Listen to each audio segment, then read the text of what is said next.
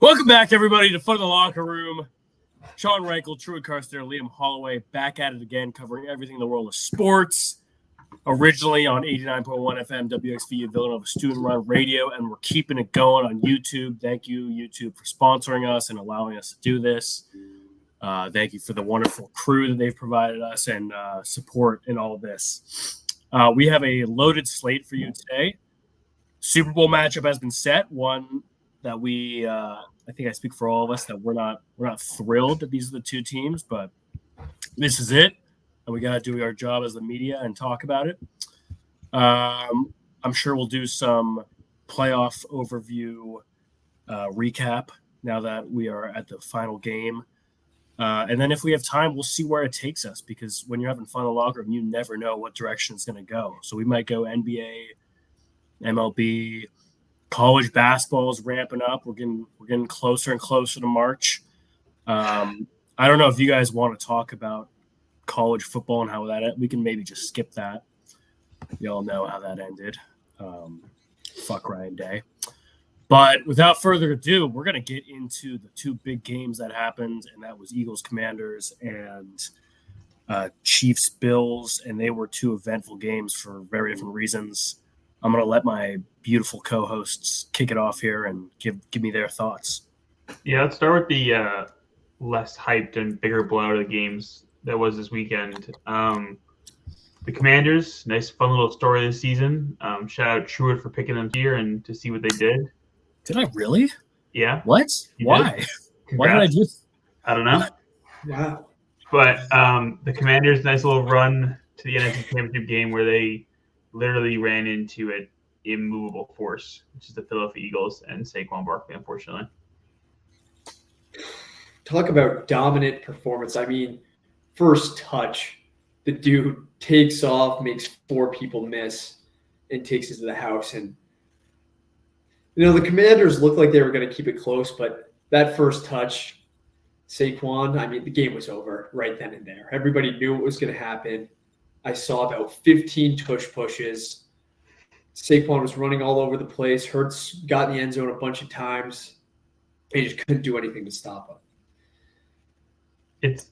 Saquon might be the hardest person to tackle in the open field. Like if he gets past the line of scrimmage on that run, like there were multiple guys who had chances to take him down, and he beat every single one of those arm tackles on his way to the end zone.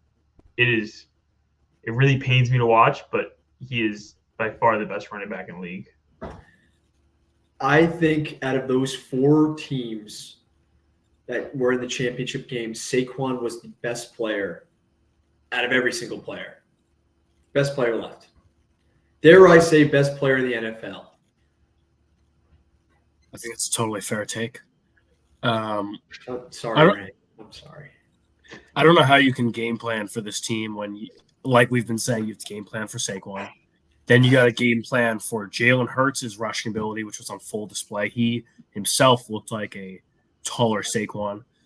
Obviously, the pass game, you have a lot of great receivers, and you got a game plan for all that with a very, very good O-line. Like that O-line looked really, really fucking solid. So it was just a tough matchup, and yeah, that's really all there is to it. For the Commanders going forward, we can get the Eagles in a second, but Jane Daniels obviously had a great rookie season, really carried this team. I know I brought it up before, but they have $100 million in salary cap going into this offseason. There are some holes in this team. I think Liam can echo this, that Marshawn Lattimore is past his prime and looked like a bum out there a lot of the season towards the end. Not sure how he kept playing and getting into fist fights and blaming his teammates is absolutely ridiculous.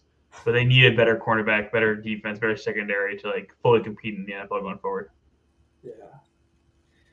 I mean, they did what they had to do, and that was field applications for free agents this upcoming offseason, because anyone who was going to be a free agent and was watching this season knows what this team's about. So they did their job, and now it's up to the general manager.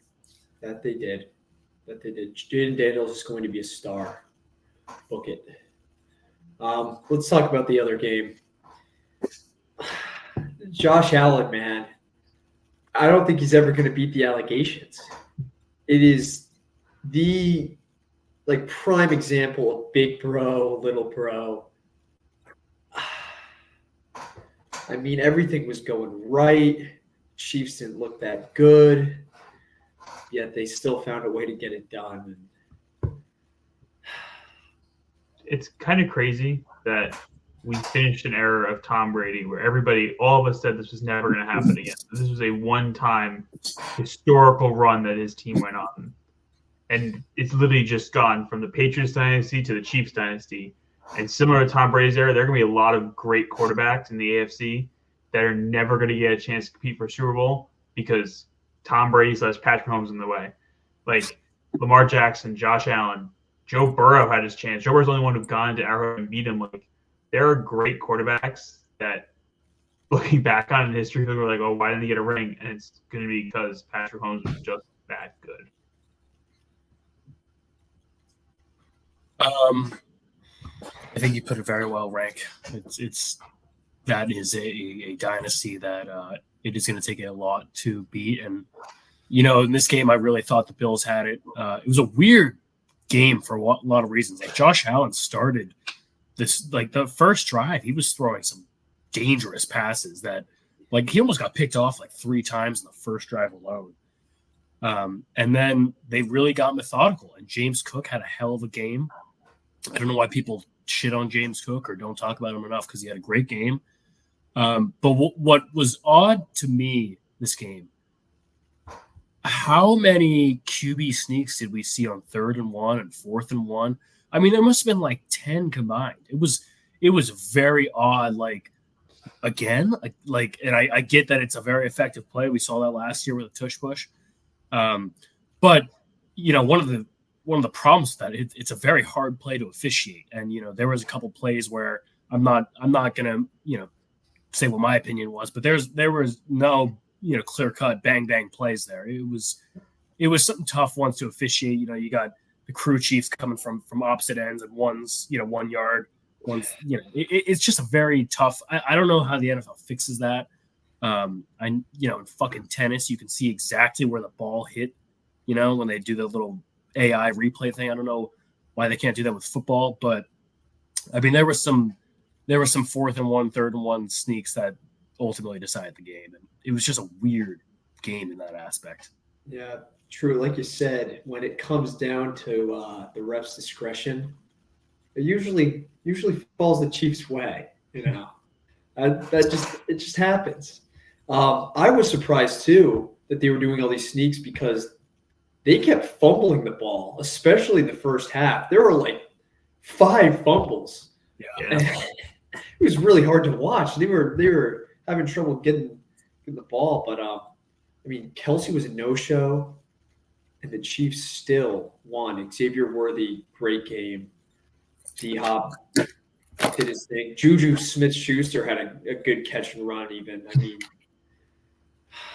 Going back to those QB sneaks, though, Tony Romo said on the broadcast that the Chiefs players told them during the week that Josh Allen, every time he sneaks, goes to the left, goes over the guard. And how do you keep doing this play and not fake it, go right? It just is ridiculous that the other team is telling the broadcast and the broadcast is telling you this is what's going to happen. Everybody in the entire world knew this was what the Bills were going to do, and they decided they were going to do it again. You're not the Eagles. It's not tush push. You guys need to find a better way to do these things. I don't know if I speak for you guys when I say that my takeaway from the game overall was, from the Bills' perspective, there was a lot left to be desired. And they almost won this game. It came down to a final possession, but this is not the way I thought the Bills were going to attack the Chiefs' defense. And credit to Coach Spags and everything. It's a hell of a defensive unit, but still very different from the week, whatever it was, regular season matchup that we saw. Yeah. I thought the Bills' defense was going to come a little harder to play. I have, since I'm sure we're gonna turn and talk about the Chiefs. I have a cool Chiefs stat for you guys that just talks about the greatness of Patrick Mahomes. I saw Trey Wingo talk about this stat I don't know if you guys it was on some show, but the stat basically says since 2001 there have been 125 drives in the NFL postseason where it was at least the fourth quarter and there was under 1 minute to play, and the team on offense trailed by 7 points or fewer at the start. So basically, the drive where you need to score to go into overtime or to win the game. Out of those 125 drives, only 40% of the time do the team on offense pull off the magic trick to get the points they needed. Tom Brady, for example, has succeeded in those moments 5 of 11 times. Drew Brees, 3 of 6 times. Patrick Mahomes is the only quarterback who is perfect in that situation, i.e., when it is under a minute left and he is on and the offense is on the field and they are down, he has scored on every single drive, 7 of 7 in the playoffs. That is the Patrick Mahomes stat of the day for you. That's fucking nuts. It's not even surprising to me. Like every time he gets the ball, you expect him to do these things, and he doesn't. We've talked about this for years, and I think I will say I wavered this year, as most people did in the NFL. Like the Chiefs are inevitable. We say this every year, but we need to stop downing them ever. Like just like you couldn't bet against Tom Brady back in the day, you can never bet against Patrick Mahomes. Okay, all right. Question for you guys.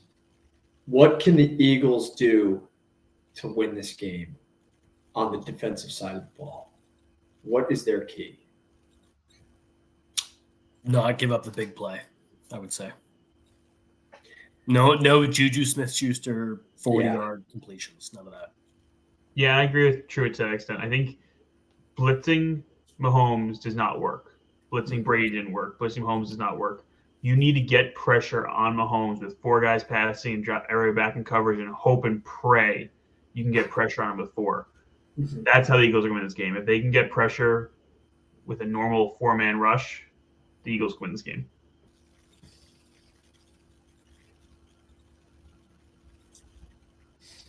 Easier said than done. I think offense. I think they need to focus more on offense because they need to break down this Chiefs defense. Like the stat just said, Mahomes is going to do his thing in the clutch if he gets into that opportunity. I think the X factor, and I think a lot of America would agree, is going to be Saquon Barkley, and that's not a crazy hot take. Like if he goes for 100+ yards, which the Chiefs defense has shown it's very hard to do that, they will probably win this game. I think they need to keep the ball out of Mahomes' hand, and that comes down to running the ball and like controlling possession. But I think Jalen Hurts really needs to have a game. Like we've talked about this all playoffs, the fact that he's getting like under 200 yards passing. You can do that against the Commanders. You can do that against the Rams. You can't win games like that against Mahomes. He needs to have a bigger game. A.J. Brown needs to get involved. Devontae Smith needs to get involved. Goddard needs to get involved. A.J. Brown needs to be slinging this rock around to some extent if they want to stay in this game. Yeah, I got kind of a weird take for you guys. I think Saquon's big play ability might hurt the Eagles because they won't be chewing up clock.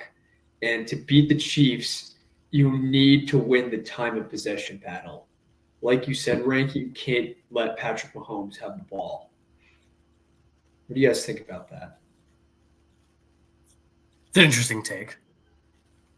I kind of agree with it. Because in games of the Chiefs play, and I have no stat to back this up, it seems like the team, and it's often the Chiefs, that dominates time of possession, dictates the pace of the game, and will have the upper hand in the end, if I had to make a conclusion based off of just pure eye test. So I agree. I will agree to play devil's advocate here, though. Saquon's big playability is what's going to allow them, the Eagles, to strike fast in the moments when they're not going to have the ball much. Like the Chiefs nowadays playing a very methodical, slow style of offense, just break you down pass by pass by pass. And this Eagles team needs to score fast at times, I bet. And their ability to run the ball in like 2-minute drills and stuff like that because of the big plays of Saquon, I think is really going to help them and take some pressure off of Jalen Hurts. But overall I agree with you, but that's just the opposite. I want to get into Jalen Hurts a little bit more because I think what is a factor of why the Eagles have been so successful this postseason, and I would knock on wood, but I really don't care if I jinx it. Jalen Hurts has had 0 turnovers in the 3 playoff games. And this has been a guy who his career throws some interceptions, fumbles the ball a good amount. No turnovers in these past 3 games in the playoffs. And I think that has been a huge factor in capitalizing, on every drive.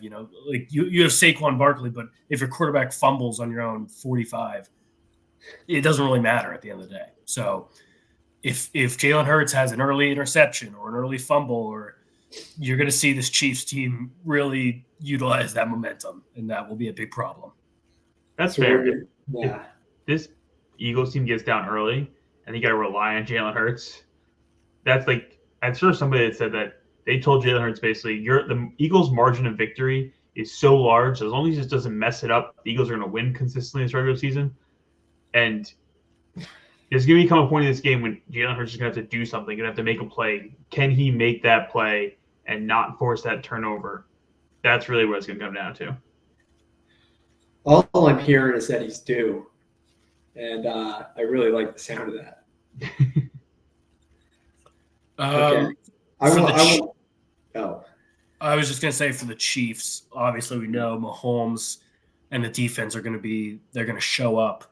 But let's talk about the other guys because there's a lot of other guys. Do we need a big game from Pacheco, from Kareem Hunt, from Xavier Worthy, from Samaje Perine? Who needs to assist Mahomes to really ensure that they get this victory? Honestly, the Chiefs have shown that they can kind of win just playing team ball. Kareem Hunt, go get 4 yards on this rush. Xavier Worthy, 6-yard screen pass. I think they're going to do the same thing. Wear down the Eagles, chew clock, and when it comes down to it, you know who's going to try and get the big play. It's going to be Kelsey, slow as hell in the middle of the field, somehow wide open. If the Eagles can stop that, they'll have a really good chance.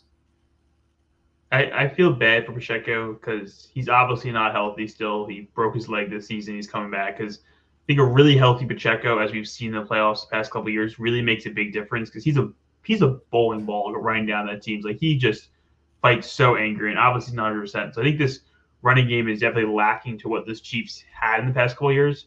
And I don't really see that changing this week just because Pacheco's not going to get magically healthy, but he needs an offseason to recover from a broken leg, but that's ridiculous. I agree. I think Xavier Worthy needs to have a big game. If Xavier Worthy can get going and make the big plays down the field, those little splash plays that you need him, that could be a big difference. Because, yes, you're right, Liam, a lot of team players, a lot of short little dinks and dunks, but that big play every once in a while can just really get this Chiefs offense moving. Okay, I got my sleeper pick for you guys. Noah Gray. He's going to have a great game. Noah Gray did. I like Noah Gray, so I'm not trying to diss on your take, but Noah Gray did not have a target last game. So you know what that means. He's due. He's due. Yes, sir. Okay, I got one for you guys. Defensive side of the ball. Who are you looking at for both teams? I'm gonna say Mr. Crybaby himself. Always got a tear on his cheek. Chris Jones has been unbelievable this playoff run. He's been really good up front for the Chiefs. And it still boggles my mind that they didn't want to fucking pay the guy. Yeah. I mean, my God, he's such a difference maker. On the flip side, Eagles, what more can be said about Cooper DeJean? He has been everything and more. He has lived up to the hype. I mean, a quote-unquote Jackie Robinson at his position. He's been absolutely crazy this postseason. And, we got some really good playmakers on the defensive side of the ball. Him and Quinnipiac Mitchell, to have two rookie cornerbacks, both drafted in the first round, being two potential Pro Bowl level players this season, not even just defensive player of the year guys, but guys that are going out there locking down the number ones, number twos of every team in the NFL is ridiculous. One of you guys texted it today, but Howie Roseman deserves so much credit. It pains me, but he is by far the best general manager in the league. His drafts, his ability to find these guys, nobody does it better than him. Agreed, Rank. Do you guys remember? I think this was in college when we did like we did our own ranking the best DNs and D tackles, and there were a lot of names. And granted, that was only a couple of years ago, but I don't think we really talked that much about Chris Jones. And Liam, to your point, I mean, he's just been doing this. He's been a huge factor, for the last 2 Super Bowls. Probably going to be a big factor for this one. I'm going to go with Trent McDuffie, though. I don't know how. I'd imagine they'd put a cornerback on A.J. Brown, even though he's so big. But I think if you can avoid the big play opportunities, A.J. Brown, Devontae Smith, I'm okay with giving up a Dallas Goedert 7-yard completion as long as McDuffie and the guys in the secondary are locking them down. And then I think you hit it on the head. DeJean, I really like Zach Bond on the Eagles. I mean, this unit is so different from a couple of years ago. Like they actually have very talented personnel. You still have Darius Slay has been there for a couple of years. It's going to be a whole team effort, but they have guys that can step up and make a play when need be. Yeah. I think defensively for the Chiefs, Nick Bolton, going back to like these linebackers are going to be the difference. Like if you can get the linebackers to 1, tackle Saquon in space, but 2, also spy on Jalen Hurts on those times, it really makes a big difference. Like I would have loved seeing these Bills linebackers against them because Matt Milano and those Bills linebackers are also really good. Linebacker play is really underrated in the NFL. Rank, you hit the nail on the head. I was just going to say Nick Bolton's just whoever can be the Saquon stopper for the Chiefs is going to be that guy. I think if it's a shootout, Eagles are probably going to take it home. If it's a ground and pound, gutted out game, there's nobody better than business than Patrick Mahomes. I 100% agree with you, and it's time to predict. So I want predictions from each one and your Super Bowl MVP. I mean, you will not catch me betting against this guy anymore. I'm taking Patrick Mahomes' first 3-peat, 3 Super Bowl MVPs in a row, 4th of his career, 4th ring. You just can't bet against the guy. Be sick in the head too.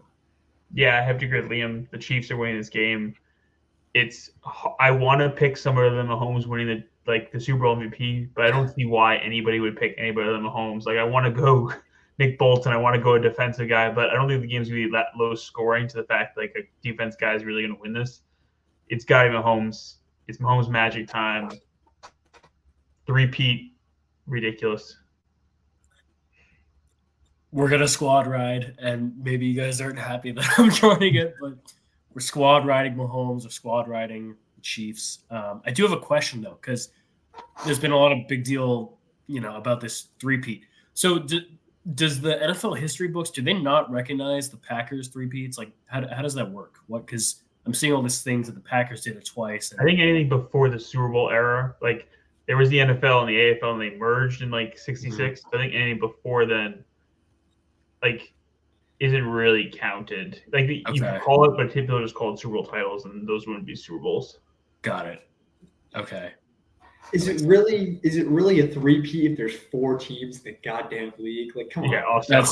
That's so fair. I don't know if you guys saw the Packers Twitter account was very greedy by saying, I think they tweeted like, we know a thing or two about 3-peating, and it was just way to make it about yourself. Like who invited you? Yeah, exactly. That's funny. I have one NFL thing, real quick. Can we consider the Pro Bowl a dead thing? I just read the headline that Drake May and Russell Wilson have just been named to the Pro Bowl rosters. That is ridiculous. Drake May following the footsteps of Mac Jones. Hopefully has a better career than Mac Jones. But this is a useless game. Please end it. Like, put us out of our misery. Ridiculous. Yeah, that's a joke. I think they should do away with the whole thing. If they're going to do something, maybe do like a 7-on-7 tournament or something like that.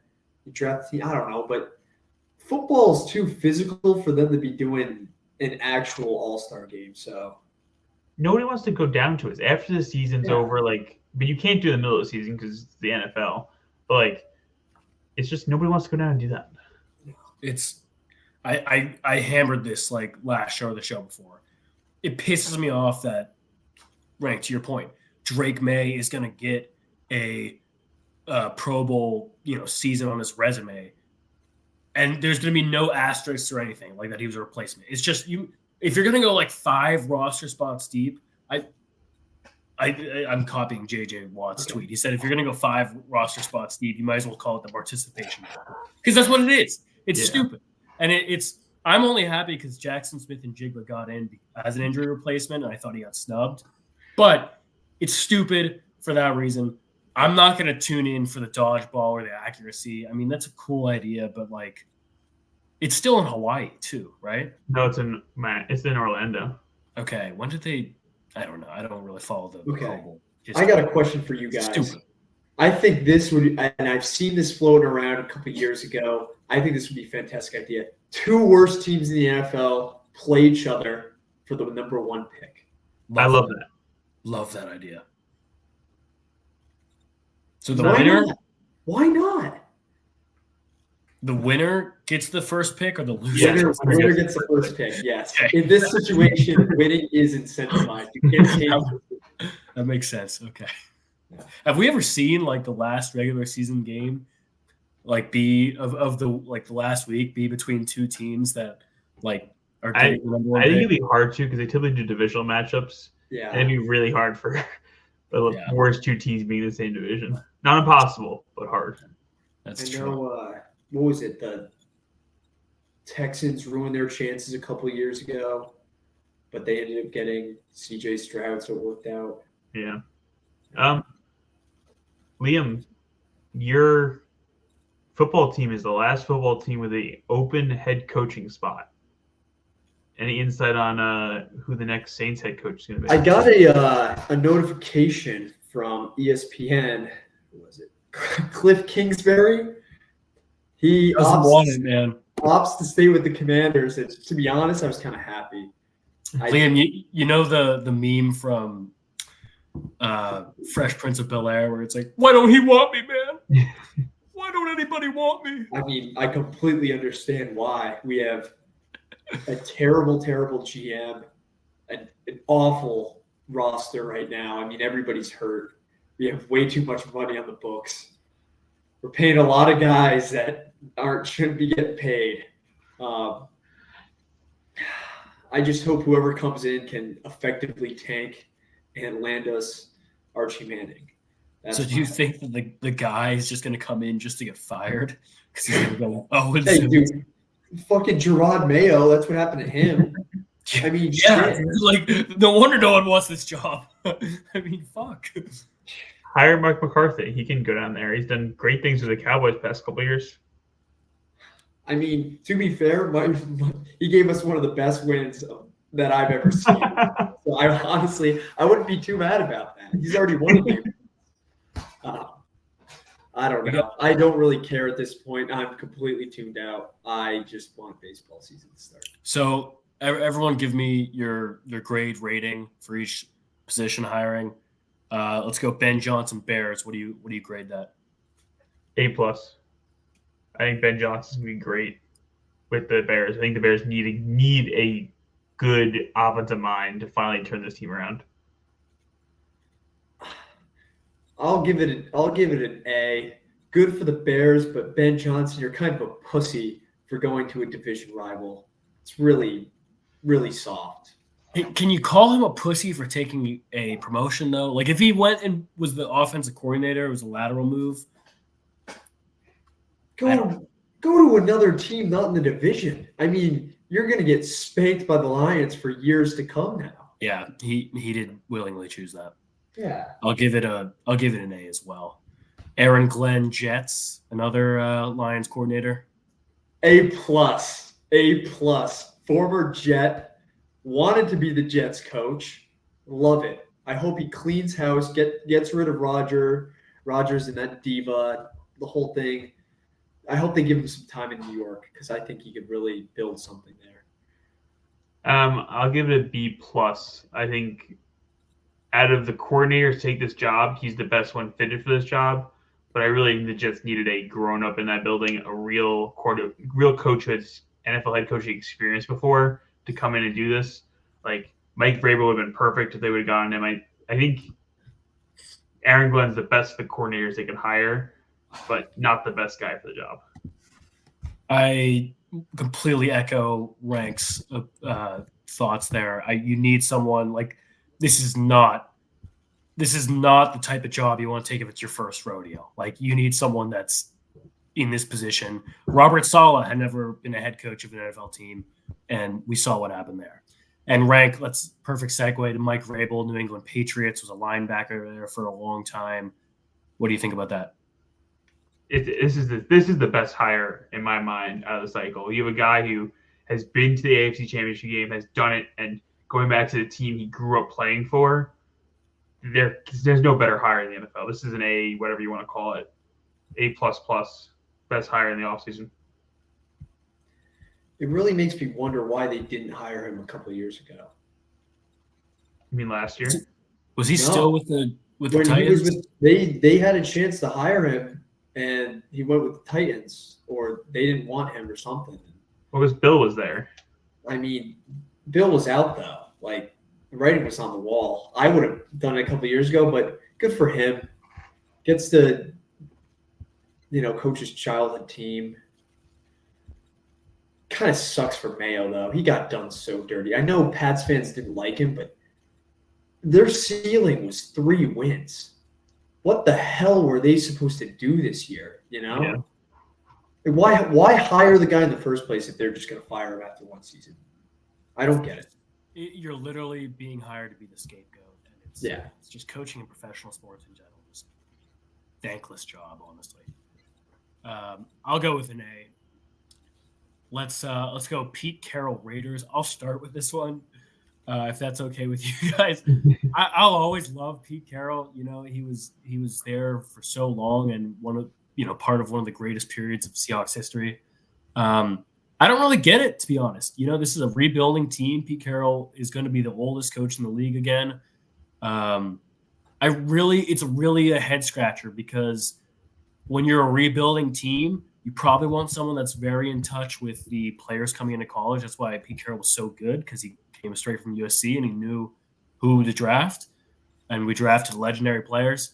So you don't have that. And also, Pete Carroll is 74 years old. It's not like, I hate to say old dogs can't learn new tricks, but he is from a very different era of the NFL. So I wish him luck. I wish him the best. No hard feelings, but really weird. Really weird. Give it a B+, B-. I this rich. Hire him. He's going to be the coach for like a year or two, and then when Bowers is like number 1 tight end, they get a QB. Then they'll hire someone that is actually competent. Because, come on. Pete Carroll showed at the end of his run in Seattle that he doesn't have the juice anymore. He just doesn't have it. Albeit for the Raiders, this is just so fucking fitting. God. I'll go C-. I just don't understand this one.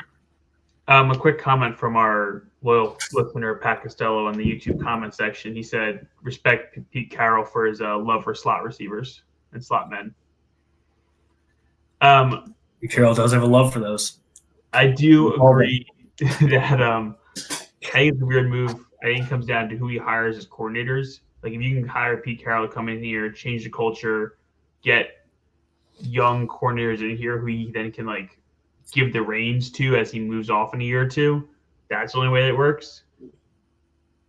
But it's still a weird move. It's a C- to me. Yeah, definitely. The culture will be great. When you have a guy that can get the best on the field out of personalities like Richard Sherman, Michael Bennett, Golden Tate, you have a great culture in place. But it was a decade ago, man. I know it can only get you so far. We got 2 more.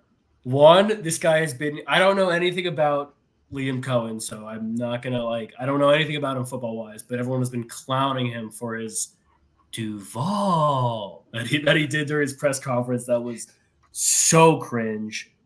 I'm giving it an NA because I don't know anything about him. He was a coordinator. Do you guys any insight here? Yeah, I fucking love that shit. That Duval was hilarious. He's bought in. He's got some energy. Fuck it, I'll give it a B+. Why not? That can go in one of two ways. It can either go as a calling card this team rallies behind, or it can be like the Russell Westbrook "Let's ride." Like there's only one of two ways this is going. I'm leading the latter. You can't win a press. You can't win. You can't be a great hire based on a press conference, but you can definitely lose a locker room press conference, and he just looks like a complete meme that nobody can take seriously. I don't like the move. Who was the coach for the Dolphins that went to the Bills and then had the meme where he went like this? The Jets, Adam Gase. Yeah, Adam Gase. Felt like that. Saw something good on Twitter that said that like they showed another clip of Liam Cohen, and it's like this has to be like a Curb Your Enthusiasm bit or something. This can't be real. Damn. Last one that we got until the Saints hire someone is Brian Schottenheimer. I'm going to start with this one. Brian Schottenheimer, former O coordinator of the Seahawks. Horrible era for the Seahawks offensively. This is just such a bad hire.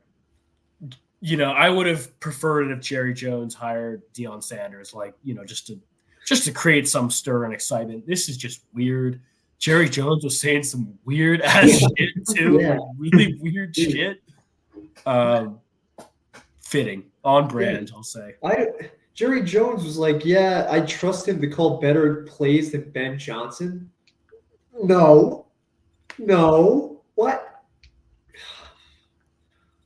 Again, very fitting for the Cowboys, though. It's kind of a perfect hire for them. That being said, we'll give it C+. Liam, I think the Cowboys did what you wanted the Saints to do. I think they hired a guy to tank and lose a lot of games that's going to come back next year. Because there's no way Brian Schottenheimer's the Cowboys head coach more than 2 years. Like, there's just no way this is happening. It deserves an F. It's a terrible hire. Or if they're trying to tank, it could be really good. It could be. Man, that's funny. Any other thoughts before we go to some basketball? I think let's get into some basketball. I have an NBA trivia question if you want to start with that. Yay. Yeah. I saw the stat. Top 10 players in NBA history with the most losses to LeBron. Oh boy. DeMar DeRozan. DeMar DeRozan is number 2 with 46 losses. Let's go with Kyle Paul Lowry. Pierce. Paul Pierce is tied for 10th or 9th with 35 losses. Kyle Lowry. No Kyle Lowry. Oh, Kyle Lowry. Rondo. Nope. It's people that have been in the East forever, I guess. Like an Al Horford. Al Horford is number 1. 50 Nice. losses to Al Horford. Poor Al. That's crazy. Poor Al. Damn. Has it been long enough to put Tatum or like any or No. Brown? Yeah, I don't think so. Nobody knew. Do we know all these guys, Rick? I'll give you like there's 4 you're not like there's 4 gonna be hard to guess. I'm gonna give them to you right now. Thaddeus Young has 44 losses. Tayshaun Prince has 37 losses. Marvin Williams had 36, and Amir Johnson had 35. There's 3 guys left though that I think you can get. Paul Are they George. all? Paul George, yes, Paul George, number 7 with 36 That's a losses. great one. Are the remaining 2 in the East? Or The remaining mostly? 2 spent time in the East. One of them is better known for his time with a team in the West.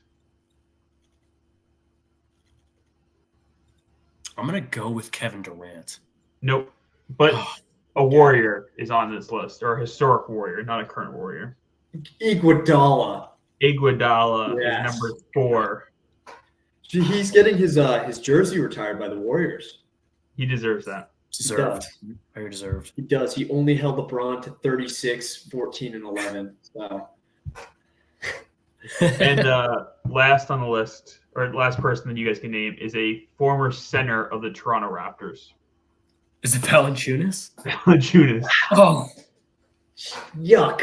it really was LeBronto. Yeah, it was. I'm surprised no Kyle Lowry. I Yeah. think Kyle Lowry is 11. I will say the player with the most wins against LeBron is also Paul Pierce. So as you can see, there's been a lot of Paul Pierce, LeBron James battles. What's Paul Pierce's record against? 34 and 35. Just Wow. one game above 500. Wow. Luol Deng is also number 2 for most wins against LeBron. Shout out Luau. Shout out Luau. All right, let's go NBA headlines. We're approaching the All-Star break. In fact, we just got the All-Star starters. Standings are starting to take shape. Rankle, let's talk about your Celtics. Yeah. A little bit of a rough patch. Nothing too concerned in the grand scheme of things, but I just want to see what you make of it. Yeah, I think it's just a rough patch. I think they're working through it. I think great teams, all teams, go through points in the season. It's a long 82-game season. I think they have to go back to their basics, get the ball moving more, do what this team does best. I want to see Peyton Pritchard get more involved.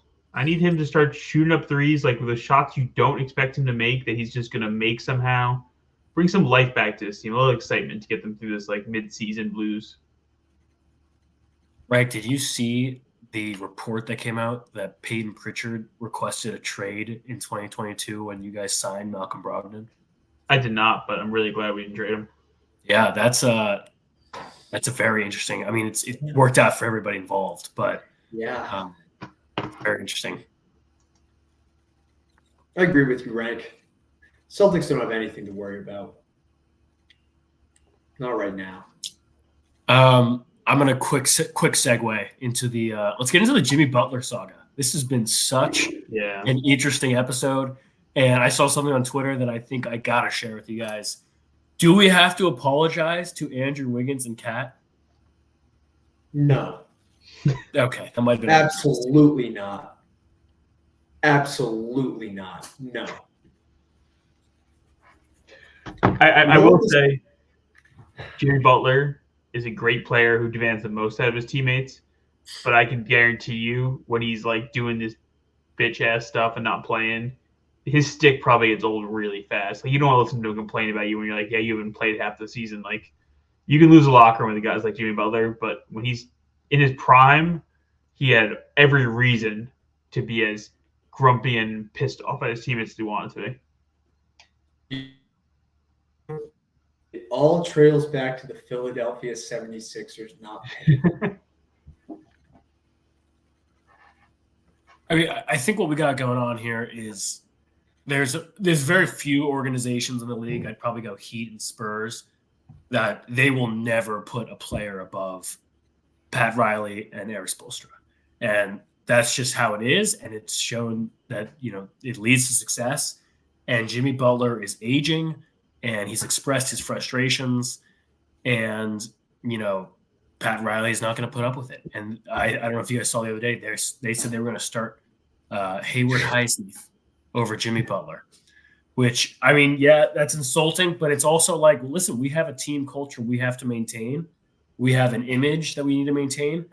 If we don't do something like this, we are showing that you have the upper hand and that we are really the submissive ones to you. And I respect, it's not the greatest basketball decision, but I respect that Pat Riley and Spoelstra realize we have an organization we have to run here. I respect it to a T. The Heat have gotten very lucky to get what they've gotten out of Jimmy Butler because they have not put the roster around him that has put him in the position to succeed. He has carried them the past couple seasons. And now he's unhappy because they haven't done anything to add.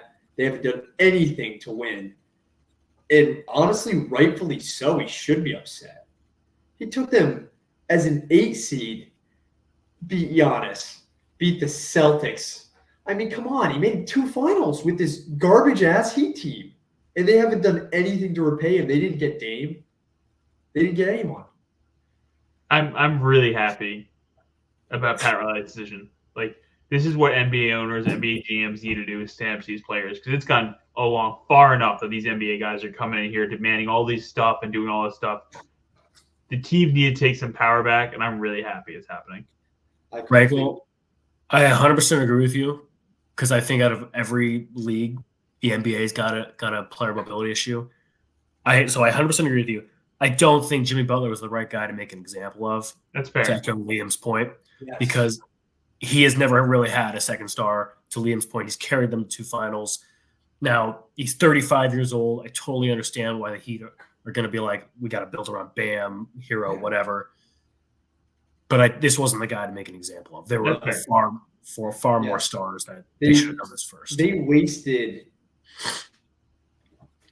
title, hopes and dreams by not putting the pedal to the metal and really trying to build around him. And I think now the frustration is coming out, fellas.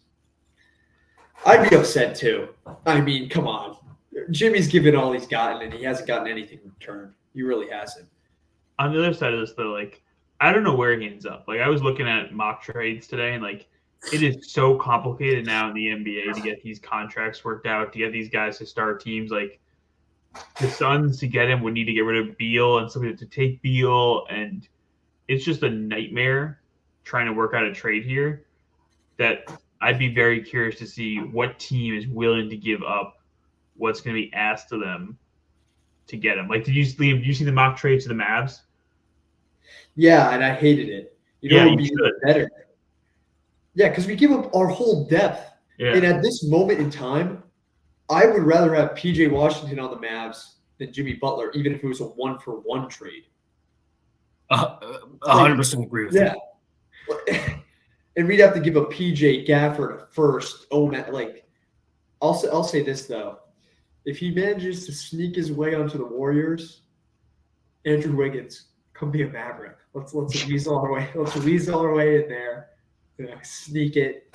No, but always got to get involved. I thought it was crazy. He said the only team he didn't want to go to was the Grizzlies, and the Grizzlies are probably one of the only teams that could pull off a trade for him, which I thought was weird. I just don't see any teams that are willing to trade away assets for 35-year-old Jimmy Butler on an expiring contract. He's got a player option next year, who's making $48 million this year. And did I mention he's 35 years old? He's never really had an outside shot that he could rely on as he ages. He's just, his career trajectory is declining, and it's just not the type of guy that if you're a champion contender, you're like, let's go add Jimmy Butler. That's the piece we're missing.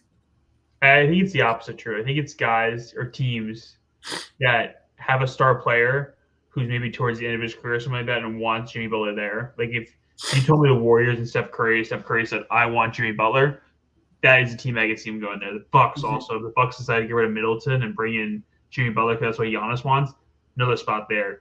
The Suns keep talking about him, but unless Bradley Beal wants to waive his no trade clause, which I don't know why he would ever do that, I'm not sure how they end up in the Phoenix. I think the Bucks are probably the most reasonable option, but would the Heat really want to trade him to the Bucks? I don't know. Right. Yeah, you make a good point. I like your comment. But you also, you're mentioning the Warriors, the Suns, and the Bucks, who have older stars. I was more referring to, I wouldn't be a Thunder, a Rockets, a Celtics, absolutely not. A Mavs, that have young players that are defining their success. If the Warriors want, the Warriors should be trying to extend Curry's prime as long as they can, because he can still shoot the hell out of the rock. So I would have no problem if the Warriors did this. And I just saw something the other day that said the Heat are lowering their asking price, so the Warriors are now the favorites again. I could see if the Lakers do some dumb shit. Jeez. The Thunder should never pick up the phone to call the Heat. There's no situation.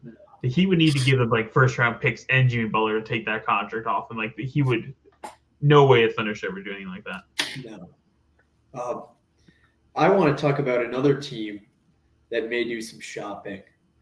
Sacramento Kings came out today and said that they'd be shopping De'Aaron Fox, and he said his preferred destination would be the San Antonio Spurs. Now, I'll tell you guys, that would be fucking terrifying. if he went to the Spurs. You have the fastest man in the league running in transition with Wemby. I don't even want to think about that. That defense is insane. You literally just replaced Chris Paul with De'Aaron Fox, and you got De'Aaron Fox, you got Castle, you got Vassell, Barnes, Wembanyama, Sohan. Like, it is such title fluid contending team. basketball. Title contending team right there. Yeah. I would love to see it. I would love to see that offense. That would That's be fun. That's ridiculous. I don't understand though. Just like talking about the Kings for a second, like things seemed like they were going better under Doug Christie. I don't know. I mean, we've talked about this Kings team, but the ceiling is low. This is my problem with the play-in. I think the play-in has given a lot of these middle teams a false sense of just middling hope, and it's now expanded. Like, there's just so many teams you look in this range, like these Kings teams, these Hawks teams, these Bulls teams that are constantly just in this middle of nowhere. And I kind of respect the Kings. If you're going to get rid of De'Aaron Fox and blow this thing up and restart from the ground up and try to get a star in this draft or in drafts coming up, that's kind of what you have to do. You have to change your franchise around, and De'Aaron Fox isn't cutting it there. So I respect the decision to try to win a championship rather than just trying to make a playing game. Yes, I completely agree, Rank. The worst thing you can be in the NBA is mid, and there's a lot of teams that don't understand that. There's a lot of teams that just want to put people in seats in the stadium. It's greed, baby. They're greedy. That's why the Bulls held on to DeMar DeRozan so long, because they knew that people would come and watch him play. Which, hindsight 2020 makes no sense why the Kings went out and got him. Absolutely no sense. It's the same reason why Zach LaVine's still there. He'll never be the best player on a contender, not even a championship team. Yeah. I want to say one quick thing. Last year, Kyle Kuzma said about the Detroit Pistons, they went on a historic losing streak. Just don't be that team.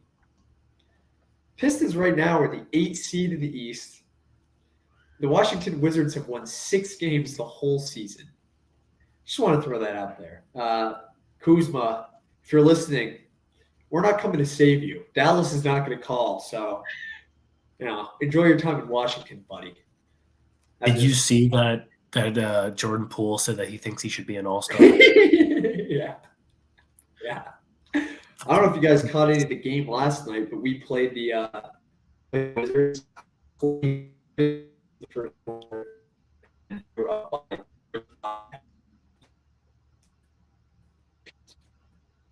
I think you had lost, Liam. I didn't get any of that. It was just Wizards hate. That's Wizards hate? That's fair.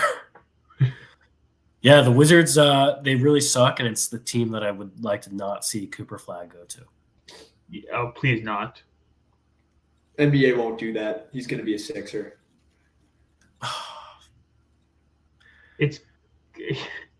Tickets for Wizards games are so cheap because this team is just god awful. Yeah, the bottom of the East is really bad this year. You know where I wouldn't mind Flag? I'd really like to see him on the Nets. I would like that too, to be honest. That's a great chance for the Nets to. I mean, they're really little, bro. They're little. Yeah.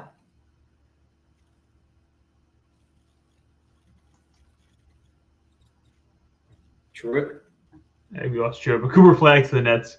I think this Nets team deserves a star player. It deserves this team to turn around because, once again, we're talking about this over and over again. This Nets team is young and feisty, and with a Cooper Flag in there and some guys around him, it could be a different team. Yeah, get D'Lo the hell out of there. Yeah. Cooking. Did you see the D'Lo quote where he's like, "I'll never take for granted free basketball again"? Bro, that guy, he doesn't want to win. He just wants to go there. It's not even about the money or the stats. He just wants to go where there are no expectations and just hoop. Just chuck. He doesn't chuck. He chucks. It's just chucking, and it's not even a greed thing. The guy just wants to play pickup forever. Kind of respect it a little bit. I mean, wrong place to do it, but You're in the NBA. Enjoy it in Brooklyn, buddy. You got to play with LeBron and you sucked. Yeah. Other storylines. Let's get into the Rockets, including Liam. I'm going to let you lead the segment of the NBA Player of the Week. Yes. I think the Rockets, although new to the contending lifestyle, they might be a little legit. I think they are very poised for the future. Not like the Kings when we saw 3 years ago. They have some young studs, and Rankle and I agreed. NBA Player of the Week, Amen Thompson, fresh off a buzzer beater, or not a buzzer beater, a game winner against the Celtics, right at his career high. Just want to, kind of want to toot my own horn here. Drafted him in my fantasy league.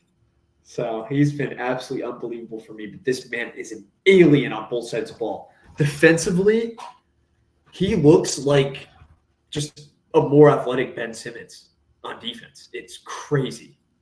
That's so funny you say that. I just saw something that said that Amen Thompson is like what Ben Simmons would have been with a work ethic and a desire to have a jumper. Dude, he gets downhill in transition. He's been working on his shot. This Rockets team, I don't think they're going to go far this year, maybe not next year. They got a good future, though. They got a really good future in the West. Did you see the rebound he had over Pritchard the other night? Dude. He jumped over him without an over the back foul. It was athleticism that it's you don't see it very often, and it's making the Hornets and the Blazers look very silly for passing on him in the draft. He should have gone 2 after. Yeah, he's got that dog after Wemby in redraft. He does. I have early reports from the media, from the ratings agencies, are saying that our Players of the Week is really boosting NBA ratings. Since it's up 105%. Wow! Look at us, just doing our part. We don't need any thank yous. We do this because we care. Yeah. A thank you would be nice, though. LeBron. What else we got going on? Troy, I got a question for you. When the hell is Chet coming back? Yeah. Chet, so his initial timeline after breaking his pelvic bone, whatever the fuck it was, hip, snapped his ball sack or something, was 8 to 10 weeks. I think we just hit 10 weeks this week, and they said last week that he was going to be reevaluated and it was probably going to be another month. So now we are without Chet and we are without Isaiah Hartenstein. I think he actually just came back, but we were without him for a week. We're just really confirming. It's for the plot, It's plot armor for Shea's MVP season. We need one of the stars to be out the whole year. It's really how we're going to do it. But I would like for him to come back soon because I don't want him to come back in fucking April and it's oh shit, we got to learn how to play with Chet and Hartenstein on the floor. It's still a lot of pieces to put together. Do you think that's the lineup? Do you think you have Chet at the 4, Hartenstein at the 5? I'm really intrigued to see what Mark Daigneault does because I would love to have Chet at the 4. I've always said that J-Dub at the 4 is just too small. You go against teams like the Cavs, teams with just, an actual power forward, it's going to be tough. But I wouldn't be surprised if they kept it the way it is and your backup 4 and 5 becomes Aaron Wiggins, Isaiah Hartenstein, and then you obviously have a plethora of wing players and guards. I don't know, Rank, but I'd love to see what Chet can do at the 4 because he's too skinny to be a 5. Yeah, it depends on the matchup. I think the Thunder have the benefit of being able to match up against any team in the NBA with Chet and Hartenstein both healthy. You can mix and match lineups to do that. I agree with you there, and Daigneault is not afraid to change lineups for matchups. If we went against the Nuggets in the second round, you're probably gonna have Chet at the 4. If you go against the Clippers, who I don't know who they're running at the 4, maybe it's Kawhi, and then you got DJJ. Yes, sir. Yeah. Oh, DJJ. Let's talk about the Clippers actually, who I thought we were Man, garbage this year, man. I never would have thought that I'd be like big on the Clippers bandwagon. Man, what Norman Powell is doing is fucking special, and I'm happy that the league is finally seeing it. God, he's such a killer. We watched him the other day. Absolutely took over the fourth quarter. Dude's just a dog. You know, this year in 2025, he's averaging almost 29 points a game. Norman Powell. Say it again. Say it again for the people in the back. All-star him. All-star him. James Harden is having an absolute renaissance year of a career. I mean, my God. He had a 40-point bomb the other day. He's getting triple doubles up the wazoo. I believe he may pass Luka in all-time triple doubles soon, which that's like a crazy stat too, that he's going to pass Luka. You know what this kind of reminds me of, and it's weird because Kawhi is going to come back, but it kind of reminds me of a Houston Rockets team when they had Harden at the 1 and just basically a bunch of 3-and-D players around him, and then a big man in Zubac. Now Kawhi coming back changes that, but Norman Powell, DJJ, that's all I got off the top of my head right now. But it's cool to see Harden be the offense again. It's wild seeing Liam being a Clippers fan. It's taking a while to get used to. I don't like this. It's our world's backgrounds. But this is kind of for fun teams. I think it's fun to see a team who's taken a step back in terms of like star talent and really embracing the like role player roles with around a aging star. I don't know. It's just a fun team to watch. James Harden said that this is the best team he's ever been on. I don't know talent-wise best, but most dog, definitely. Is James Harden now like fun to sure. watch? Is James Harden like a respected guy in the NBA that people are starting to like again? This is like a whole new James Harden we're seeing this year. I think it's too late. I think he's the type of guy that when he retires, people will begin to appreciate like they did back in the day. The James Harden hate is just it's become too insurmountable for him. All you had to do was buy the couple pizzas, Daryl Morey. That's all you had to do. Goddamn pizza party.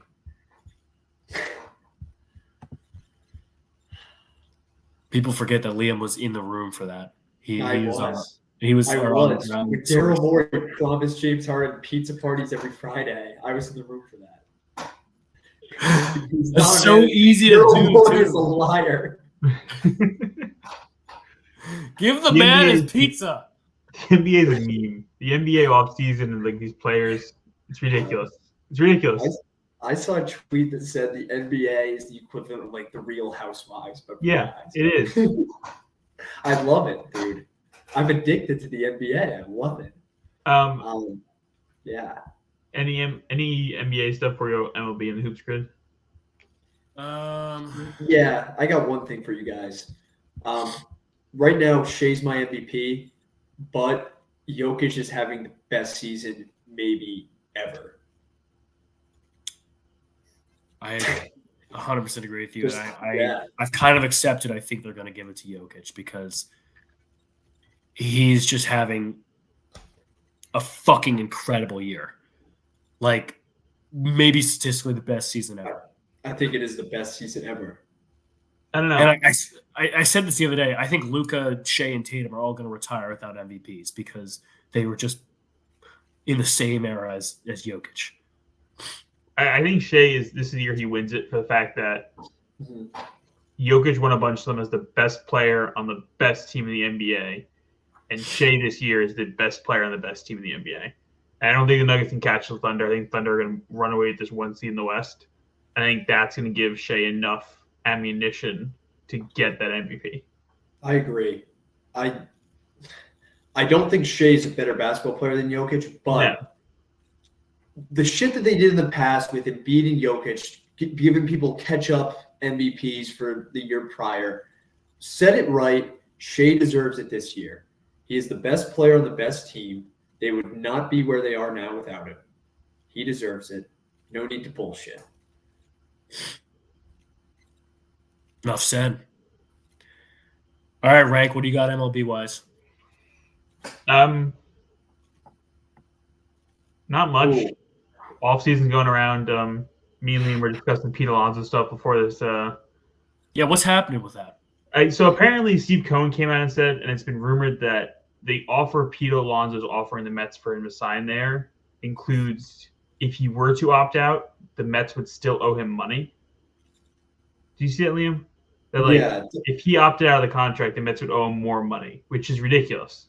Yeah, that doesn't make any. I feel like that's a Boris thing, not a Pete thing. But I really wish he didn't sign with Boris. I'm not sure why he did that. Boris is just not the type of guy. Like if Pete Alonso really wanted to be a Met for life, he wouldn't have signed Scott Boras as agent. That's what's giving me pause and concern.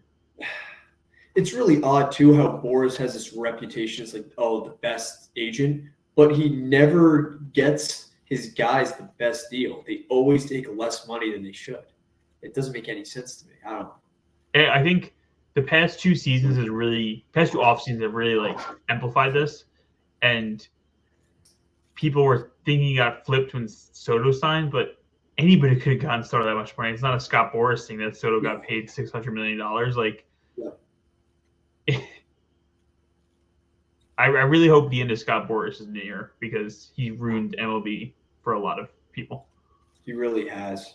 I want to talk about a report I saw, Truitt. Your Padres might be shopping Michael King, which I don't understand at all. But sources have that linked to it. So I'm going to say Peter Seidler wouldn't have let this shit happen. no, he wouldn't. R.I.P. Goat. Fucking his family's fighting over the franchise right now. It's not a They're good time. ruining it. You guys had so much hope, and now you're just – I mean, my God, it's been bungles. You're the only team that has gotten a negative WAR through free agency this offseason. That's such a sad stat. Yeah.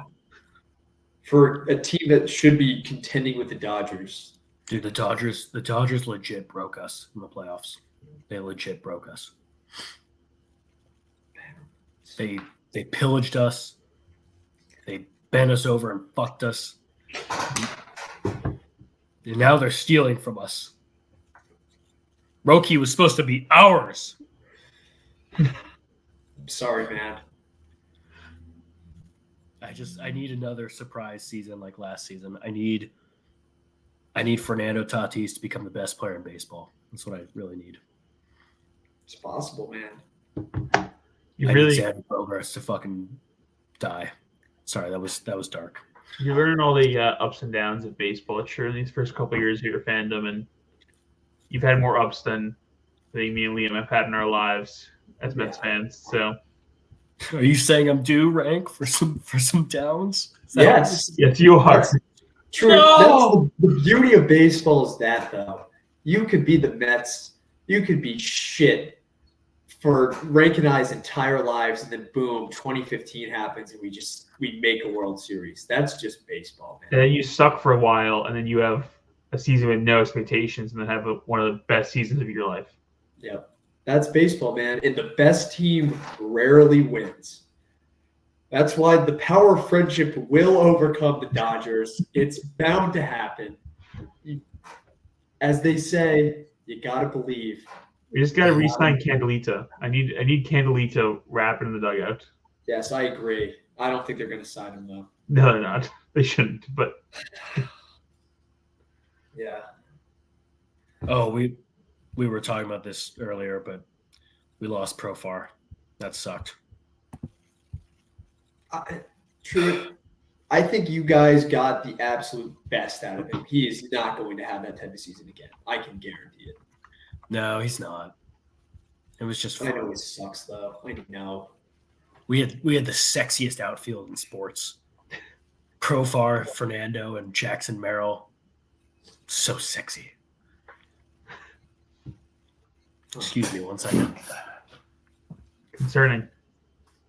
I think he's getting his jersey. Damn right I am. I was hoping that's where he was going. Yeah, I'm excited for baseball though. We have a lot to look a forward couple to. weeks of pitchers and catchers. Baseball season back in full swing. Jackson Merrill time in San Diego. Let's go, Fun baby. locker room going on the road to Chicago at some point. It's gonna be a great baseball season. Yes, sir. Shout out Tom Casper. Excited, probably mouthing down some glizzies right now, ready for the Eagles Super Bowl. But yeah, Fucking I'm homo. excited. Jesus. That's so gay. All right, Hoops Grid. Hoops grid. Let's get a good hoops grid today. Yeah, I agree. Let's get a phenomenal hoops grid today. Rank, you've been on fire these hoops grids recently. Oh, Hard one. All-Star 10th pick. Oh, Jesus. What the fuck? Kyle Does anyone Lowry, know top middle. top middle? I'm so impressed you know that, Rank. He's drafted after the 10th pick. After the 10th pick. Oh, after the 10th pick. Yeah. Oh, I misread that. I was like, does anyone even know who the 10th pick was? Jesus, that's a good one. You could We probably go Monte Ellis, bottom right.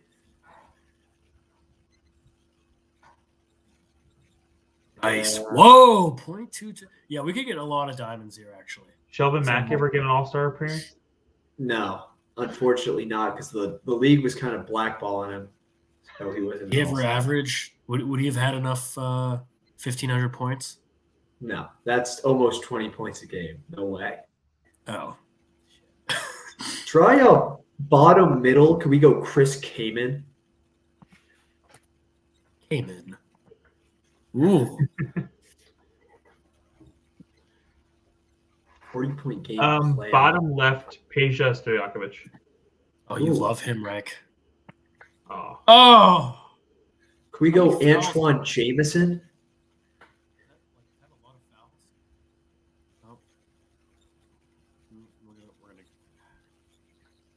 Oh. oh. I don't know. 40 plus points in a game is a lot. Yeah.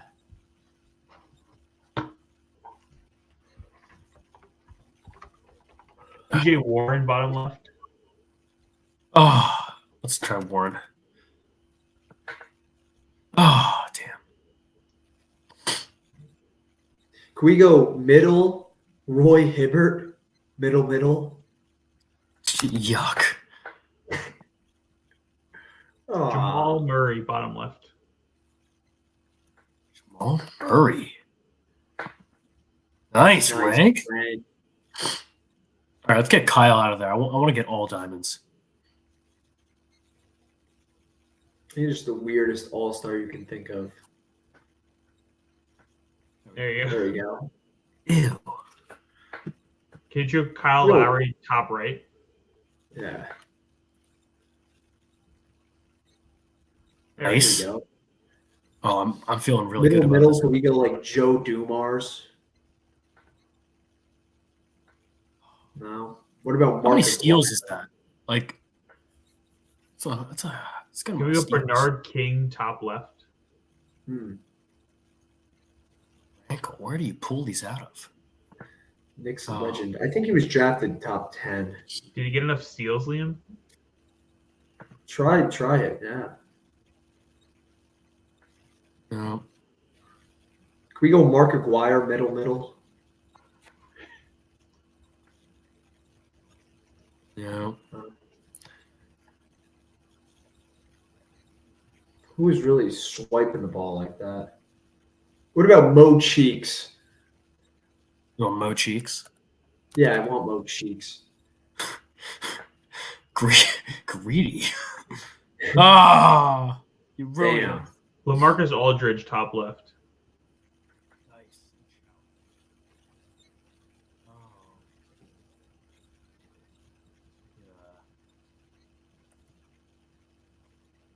Yeah. Elgin Baylor. Brandon Roy? Oh. Moses Malone? Oh.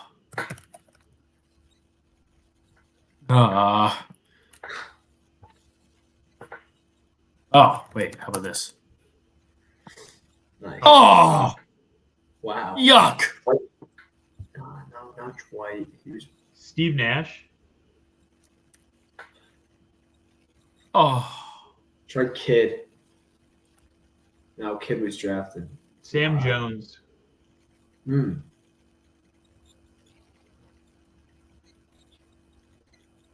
Sam Maybe Jones. Cedric, No, yeah. Cedric Maxwell. we got a feed going on here.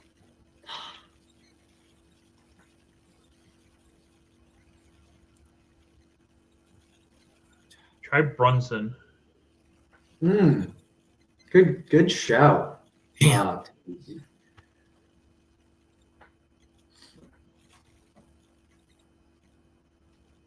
TJ Warren, top left. Actually, I mean, I'm kind of shocked it's only 42 guys. I would have thought. What are the other? Can we George Gervin. Iceman?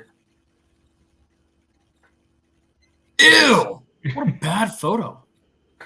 Oh, come on, bro. Chill on Unk. He is Unk. Middle. Can we try Maurice Lucas? No. Damn. Who was really swiping the ball like that? Jordan Lot of Clarkson. Was he an all-star? I think he got one. Randall. This is gonna be gross. Do we try Steve Nash in this spot? Good one. Damn. What? This wasn't against. How many steals is this? You gotta do a steal a game for like. 10 10 years. years. Oh shit! I mean, that's More than that. 12 years. That's Yeah. a good amount. That's actually Kid? a lot. Meta World Peace. Hmm. No. What is it? Friendly Panda. What is his name? Artest. Ron Artest. Friendly Panda. I thought it was Panda's friend. Yeah. Nice. Hey! I think it is. It's something Panda and friendly. We could try Maurice Cheeks for did he drop 40 points? The cheek man. Cheek. What about Lucas? Was Lucas dropping 40-point bombs? No.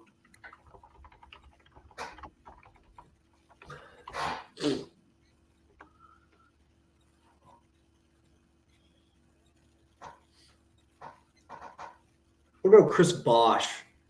Was he drafted? Ooh, I think he was drafted top 10. That's tough. Tough one. Yeah, get him out of there. I think we rock George Gervin. I kind of like the picture. Yeah, I agree. Glad somebody does. 40-point game of the playoffs.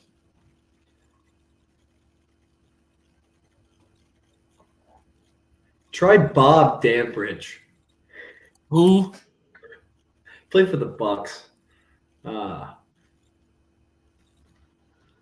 was that fucker on the Sixers? That white guy. Rick Barry. Yeah. Scott Skiles. Rick Barry's a good shout, though. I don't think Scott Skiles ever had 40.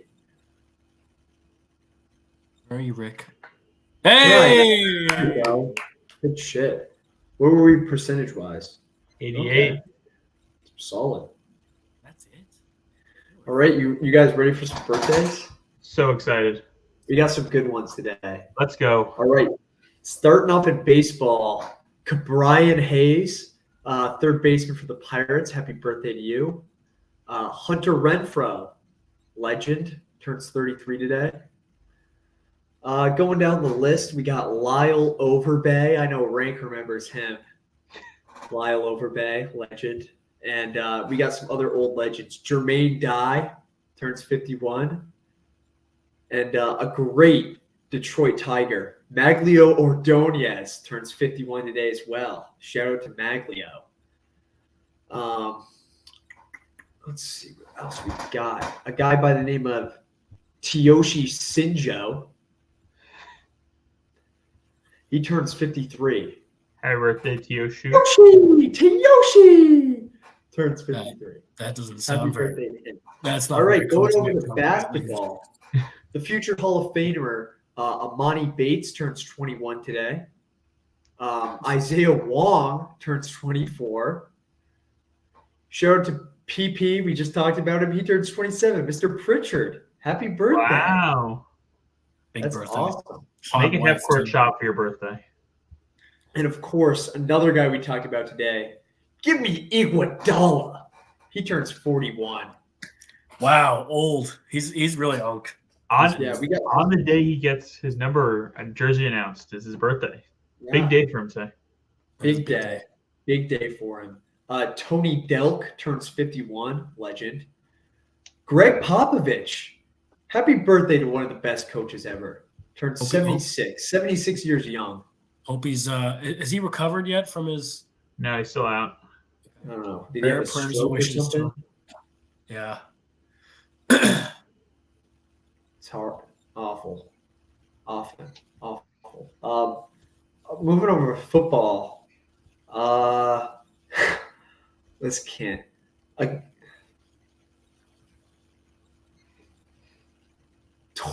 Torque Bateman, I think. Toryyque Bateman. Some very intelligent parents naming that one. It's a family name, you dick. All right, whatever. Tyrese Beverett turns 30. Ty Rice, shout out to his. Niles Binkley turns 38. Hey! The third leg himself, Steven Gostkowski, turns 41. Legend. That's awesome. So you've heard of Johnny Had-Do, but have you heard of Johnny Had-Not? He turns 43. Happy birthday to him. This can't be real. A guy by the name of Bajay Jones turns 45. It's spelled out B''J. BJ Jones. That's crazy. You had to have the B. That's absolutely nuts. B's for buckets too, but Jay. Definitely. B is for buckets. Wow, we got a lot of football birthdays today. A guy by the name of just Gruden turns 88. I don't know who that is. Gruden, like maybe like John Gruden. Like John Gruden, but it's a one name only. Jeffrey Unstoppable turns 59. Dude, stop. That is not real. You have to be making these names up. I don't believe these are real names. This website is awesome. All right. How is that spelled? Unstoppable. We got some. I don't know how to say this. Michael Padonka turns 59. Michael Padonka. Padonka.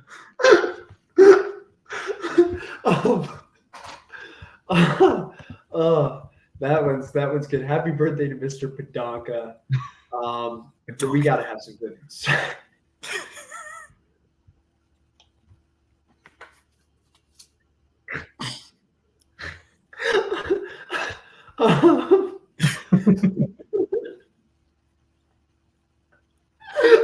All right. What? Stop the count. What happened?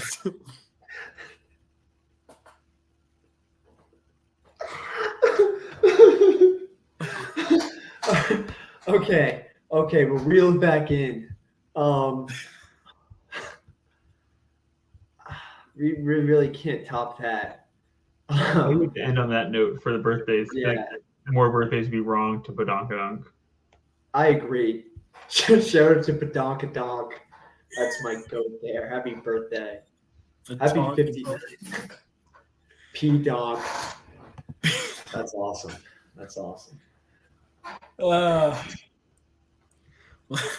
Thank you, everybody, for joining us for Fun in the Locker Room. Make sure to catch us every week going into deep dive into the NFL, NBA, MLB, all things badonkadonks.